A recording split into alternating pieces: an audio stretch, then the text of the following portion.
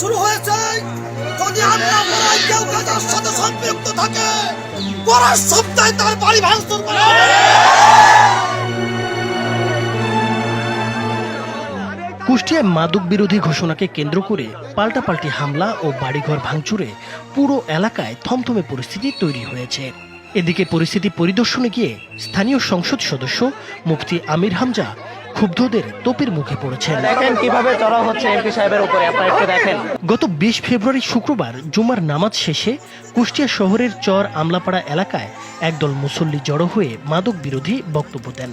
এ সময় উত্তর চর আমলাপাড়া জামে মসজিদের ইমাম তরিকুল ইসলাম ঘোষণা দেন, কেউ যদি মাদকের সাথে জড়িত থাকে তবে পরের সপ্তাহে তার বাড়ি ভাঙচুর করা হবে। এমন হুঁশিয়ারির পর থেকেই এলাকায় চাপা উত্তেজনা ছড়িয়ে পড়ে। এরপর অভিযোগ ওঠে, ওই বিক্ষোভে অংশ নেয় কুষ্টিয়া শহর যুবদলের যুগ্ম আহ্বায়ক মনোয়ার হোসেনের ছেলে আবু সাইদকে লক্ষ্যবস্তু করা হয়। বিক্ষোভে নেতৃত্ব দেওয়ার অভিযোগ তুলে স্থানীয় মাদক ব্যবসায়ীরা মনোয়ার হোসেনের চা ও ইফতার বিক্রির দোকান ভাঙচুর করেছে বলে দাবি করা হয়। তাদেরকে বলেছিলাম যে আপনারা সতর্ক হয়ে যান, হয়তো নেশা ছেড়ে দেন আর না হয় এলাকা ছেড়ে দেন, তাহলে পরবর্তী পদক্ষেপ আমরা কঠিনভাবে নেব। ওখানে অবস্থান করা অবস্থায় ওই 15-20 জন ব্যবসায়ীরা এসে আমার দোকান ভাঙচুর করে। কবে এই ঘটনাটি? গতকাল কখন? 9:30টার পরে। এই ঘটনার পর উত্তেজনা আরও ছড়িয়ে পড়ে। পরে গতকাল রাতে ইমাম সহ স্থানীয় কিছু বাসিন্দা অভিযুক্ত চর কুটিপাড়া এলাকার কয়েকজনের বাড়িতে হামলা চালান। অভিযোগ রয়েছে 7 থেকে 8টি বাড়িঘরে ভাঙচুর করা হয়েছে। তবে ক্ষতিগ্রস্তদের দাবি, হামলার শিকার কয়েকটি পরিবার কোনোভাবেই মাদক ব্যবসার সঙ্গে জড়িত ছিল না।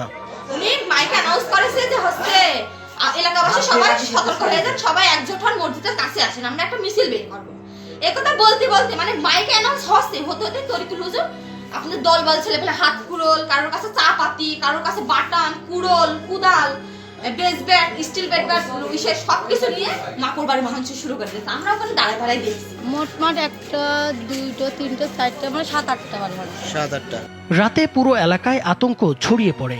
দুপক্ষের মধ্যে দফায় দফায় সংঘর্ষের চেষ্টা হলে পুলিশ ও সেনাবাহিনী পরিস্থিতি নিয়ন্ত্রণে আনে। যারা এখন বর্তমান পরিস্থিতি শান্ত আছে। গতকাল আমরাও ছিলাম, র্যাব আসছিল, আর্মিও আসছিল, সবাই মিলে এলাকা আপাতত শান্ত করা হয়েছে। এদিকে পরিস্থিতি পরিদর্শনে আজ সকালে এলাকায় যান স্থানীয় সংসদ সদস্য মুফতি আমির হামজা। এ সময় ক্ষুব্ধ স্থানীয়দের তোপের মুখে পড়েন তিনি। বর্তমানে পুরো এলাকায় থমথমে পরিস্থিতি বিরাজ করছে।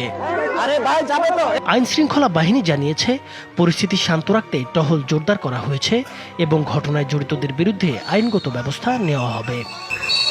নাইমুর হোসেন, মাছরাঙা টেলিভিশন।